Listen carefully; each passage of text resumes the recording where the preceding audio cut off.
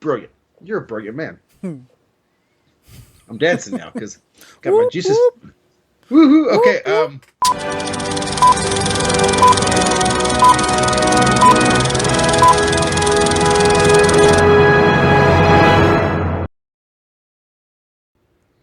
This week on Trees in Space, we watched the 2022 rated R holiday action comedy Violent Night. But before we get into that movie, let me go ahead and introduce ourselves. I am the host of this episode, Nate Hanks, and with me, as always, is my most beautiful partner, Mr. Jason Smith. Jason, how are you doing? It's so good. We're about to talk about an extremely fun movie. If you want to say it's extremely fun, that's fine. I'm okay with that definition of this movie. I mean, yeah. Well, to define a movie, you must know the movie that you're going to be talking about. And this movie is when a team of mercenaries break into a wealthy family compound on Christmas Eve, taking everyone inside hostage. The team isn't prepared for a surprise combatant, Nope. Santa Claus, played by David Harbour, who was in Black Widow and Stranger Things, is on the grounds, and he's about to show why Nick is no saint. I do like that description because Nick is no saint. I had a booty because English is hard. I had an idea what this movie was going to be about. I mean, I had but it wasn't exactly what I thought it was going to be. Right, exactly. I think the director, Tommy Wirkola, and the writers, Pat Casey and Josh Miller, did a wonderful job. Um, I think the concept of this movie was interesting, to say the least. Right. Let me make sure I get into the right thing here. As he looked down at his crotch, because that's what he's doing. Yeah, no, I'm He's looking at taking a look at my this. portion of notes. I learned that notes are important. This movie screamed Die Hard. Like, if Die Hard wanted to be a Christmas movie, this is how Die Hard becomes a Christmas movie. I love it. If this is what Die Hard should have been. And then if you add to the fact that it adds little gleaming elements of Home Alone. I don't think so. See, there are parts about this movie that just I didn't think went with the narrative of the movie, and that was one of them. That seemed a little. I know it's about Santa Claus, beating up and killing bad guys, but that was still just a little off left field for the way to me the film was going. Right. So I didn't much. I mean, it was funny, it was fine, but I don't much care for that part. What I thought that he was going to someone's house with the bad people, and that's why he was there. He happens to come in on Christmas Eve and finds out these bad people and goes, well, let me go beat them up. Not that he got forced to doing it, not like he accidentally, like John McClane did, because that's what happens. I thought he was there for that reason. Okay, you're going to be naughty. Let me handle this business. And he doesn't even, at first, he's like, I just got to get the heck up out of here. If it wasn't for the reindeer leaving him, he would have been there. Gone. It was, I think it was a little long because it was around the 2-hour mark. It was a bit long, yeah. As you say, there's I got 20 minutes out of this and been better. Maybe not 20. I don't think we really need this. There's a lot of like trying to get some backstory, some emotional connection. You could cut the snowmobile chase out. Right.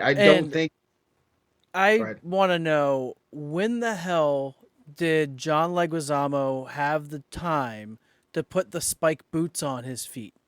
Because he wasn't wearing them when they first got into the fight. Then he was wearing one, and then all of a sudden he's wearing two.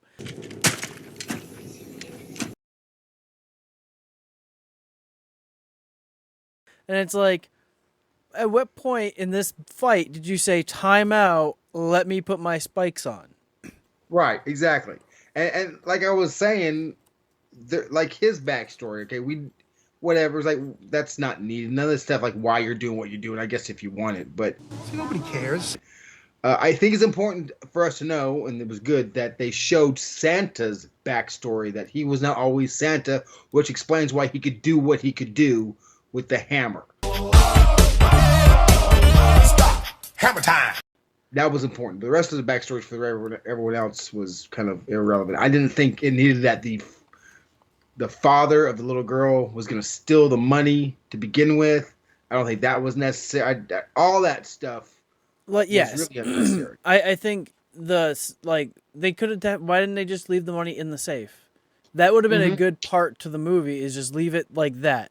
Like, yeah, that double side where it's like, okay, no, you also have to have this as well. It just didn't. I don't know. I agree with you. I didn't think about it about how it might bother me, but apparently it bothered me a little bit. Yeah, and that's what stretched out the movie an extra 15 minutes.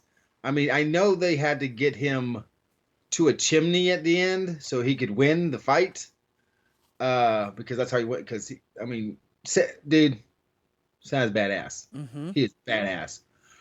And he can drink. And he When the he beginning when the he beginning is threw up perfect. on that woman. My God.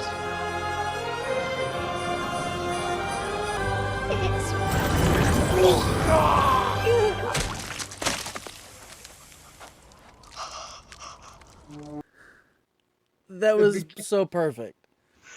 It was a good story arc for Santa because Santa gave up. Yeah. Santa gave up. On Yeah, everyone. no, exactly. It was a Santa. It was Santa, and I loved how they're like, "Well, how do you do it?" He goes,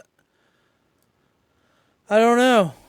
Yeah. It just happened. I can't explain it. I can't explain the bag. Like, Santa's got a brand new bag. It's Christmas magic. yeah, none of it makes sense. But for whatever reason, this sledgehammer wielding, violent sociopath became the beacon of cheer for young children all over the world." It was and back going back to this is Die Hard. Right. This is all you had to do was put John McClane in a Santa suit. If they would have done that, like John McClane is going to this Christmas party to play Santa, not to Right. get his, and then these kids are there and the kids leave, but the parents stay. Boom, boom, boom, and then you have Die Hard. That's what this would have basically been. Or you could have And even then I would say that Die Hard was a Christmas movie. you could but that's even what happened. have mixed this movie with Santa Claus, the Tim Allen movie. Like you And that's could what it was. Santa Claus meets Die Hard. Die Hard is not a Christmas movie. right. Like you fell off, you know, and some dude that was a mercenary puts on a Santa Claus's coat and then becomes Santa and then has to pull the John McClane in Nakatomi Towers and get the bad guy. Right. Oh, who also has a child that's in there that also has to defend herself by creating traps and stuff for the other bad guys. And that's what these bad guys weren't stupid, but all of a sudden they became stupid when they were chasing the girl. And Didn't like that. when dudes freaking got the nail right Oh. here, I was like, yeah! Yeah! I was like, oh my god, that's so vicious. And then I was like, oh yeah, the obvious traps. And I think that's what kind of got him was like, oh, okay, Right. this kid's dumb. But Right. really, kid I don't became know if she had enough time to set all that stuff up anyway. same. I mean, Who the hell, like, though, I guess really at some point they were outside trying to get the money. And then they could have been getting killed while they were doing their little action fight in True. the frozen lands. Yeah, that's true. And she did mention Home Alone, and so she probably had it in her head anyhow how she would set traps if she needed to. Right, and it was I could it was think of. really great. They used movie references that the audience would understand of a Right. of a movie audience. Right.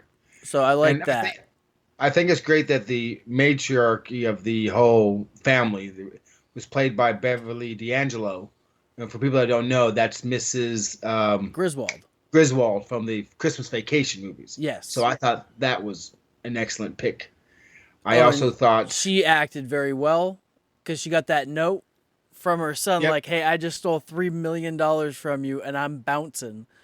yep, and she was like, because when they found out later, she goes, "Well, that's what we do. That's what you are. That's of course you're gonna do that because Yeah. that's the family. We steal stuff. Right. And back to the Home Alone part. See, at least with this Home Alone, that's what would actually happen to Marv and the Home Alone. They would die. Each Exactly. one of them would be dead if those things happened. Right. Like So, when old girl's scalp got ripped off in the back.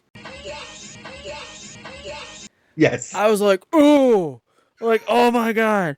And then she, the dude's wife shoots a dude in the balls. Yeah, that was hilarious. Okay, well, why don't we go ahead and get into the reviews? This movie on Rotten Tomatoes was rated by 74%, and the audience rating was 88%, which either way That's was a very high praise, I would say.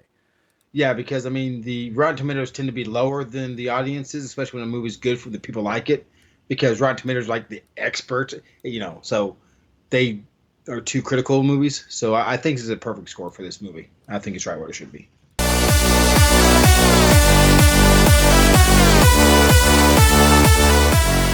So for our first 5-star review here on Trees in Space, we have Sean M. that says, "One of the best Christmas movies to ever come out. Will be a classic for years to come. David Harbour is the perfect casting as Santa Claus and True. makes a memorable performance that will bring us laughter every year during Christmas." Well, you did say it had you hooked and you were laughing a lot. I mean, there was some funny parts. And one thing that I know we didn't bring up that we definitely should have is John Leguizamo was perfect casting as the bad guy Krampus, I think. And the casting, not Krampus, That was I'm his so name? sorry, Scrooge. He was Oh. Scrooge. Yeah, he calls us because that was another thing that was great about the movie. All the bad guys had Christmas nicknames. Yes. I like that. And at one point they're like, and that I think that was a real good callback to a Reservoir Dogs reference, where he's like, "Why do I got to be Mr. Pink? Why can't you? Why do we have to have these stupid codenames?" Yeah. Like, We say as a callback. Did they do this movie? Did they do Reservoir Dogs? well, I The guess callback maybe would mean not. that's something they did before. Well, yeah, or like a Reference.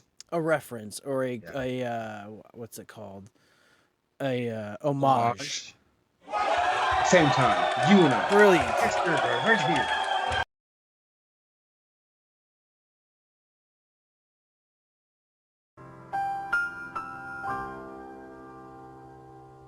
Yeah, but you were gonna say I cut you off, didn't I? Didn't I cut you off? No. Maybe I. Okay.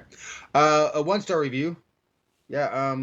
I don't got many things to say on my 1-star review, but Livius, much too violent for this type of story. It doesn't mix well. I mean, the It's name called of the Violent movie. Night. Right. What else are you going to expect from a movie that says Violent Night? Much too violent. Though I understand why this movie got an R rating, Oh no shit. but this could have been a PG-13 movie. Can't wait for part 2. There's gonna be part 2. That has to be. I hope there's a part 2. Tosh L says, "Fucking epic first class Die Hard ride of your life Christmas movie. Hope there's another installment where Mrs. Claus makes an appearance." He was trying to get back to. He was having problems with his wife too. That was part of the backstory too, I think. Or did it? Maybe he was just missing her. I don't know. But there is a storyline there. Maybe they'll do a prequel. So William B says, absolutely horrible, terrible acting, terrible script, trying way too hard to be Home Alone. No, all around worst movie of the year. clearly he hasn't watched Strays. Strays. Well, this was released, I think, last year, so technically he might be right. But no, But he it's reviewed not- it this year. Right. It's not a terrible script. It's a perfectly done movie for what it was. I do think that the script could have used another polish. Like, again, I think the plot with the son could have been washed away. That it wasn't really needed. None of that was needed. This Gary M says, now instead of watching Die Hard during Christmas, I can watch Violent Night. The movie gets a high score for me because I wanted to see something original and innovative, and I just haven't got that recently with everything else that's streaming. It's a movie that doesn't take itself too seriously, and neither should you. Just sit back with a bowl of popcorn and enjoy some laughs and some holy shit did he just do that moments. Yeah, because the very first fight, I was like, okay, he ain't gonna be able to fight all these people like this, and then they ain't gonna have that much time. And then of course the rescue squad or the kill squad comes in. He kills more than they had. I don't know where they kept coming from. They kept coming from everywhere. They kept coming out of his bag, his sack. Are they coming from his bag? Because there was not that many bad guys in the whole movie. But Santa, caught more bodies than World War II in that scene. I don't what the hell, man? I'm like, wait, do you still have a 1 star? I do. I have a terrible thing. Okay. And this is on Deck. Deke? No, Deke P. Plot is that the real Santa is also a badass tough killer. Okay. How did this direct stay in theaters for so many weeks?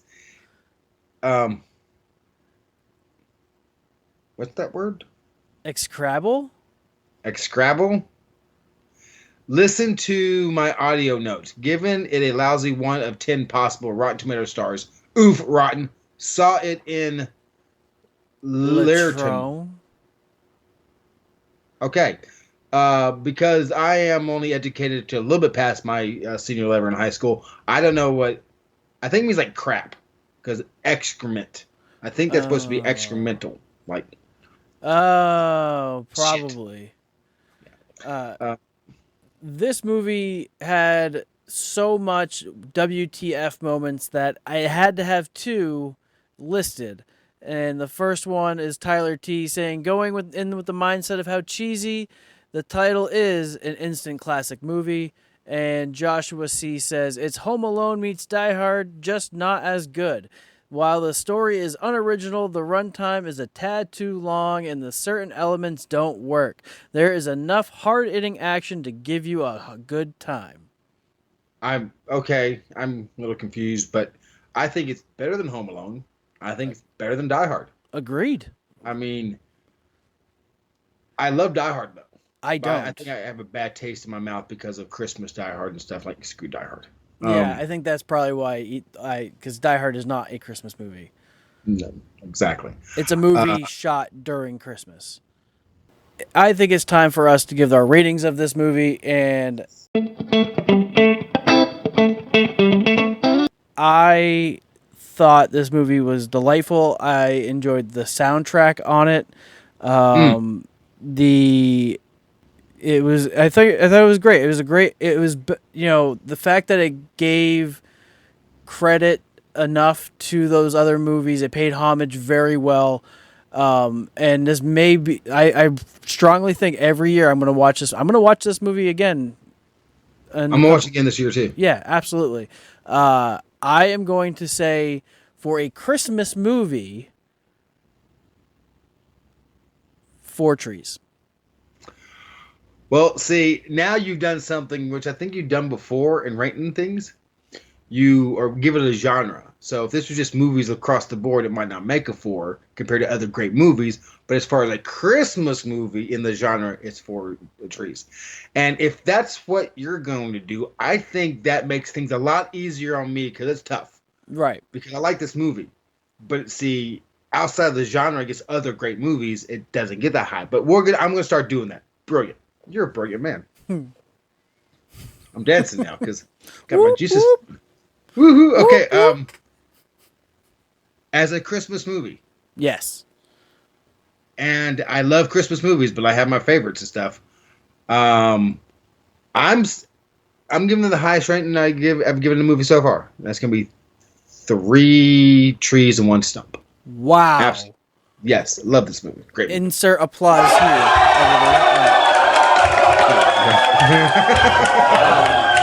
Thank you, everybody, for watching us here on Trees in Space. If you haven't subscribed yet, why not?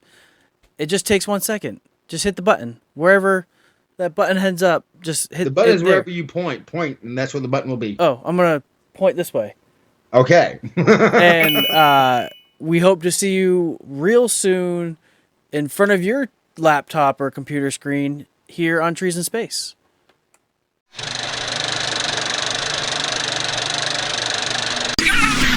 What?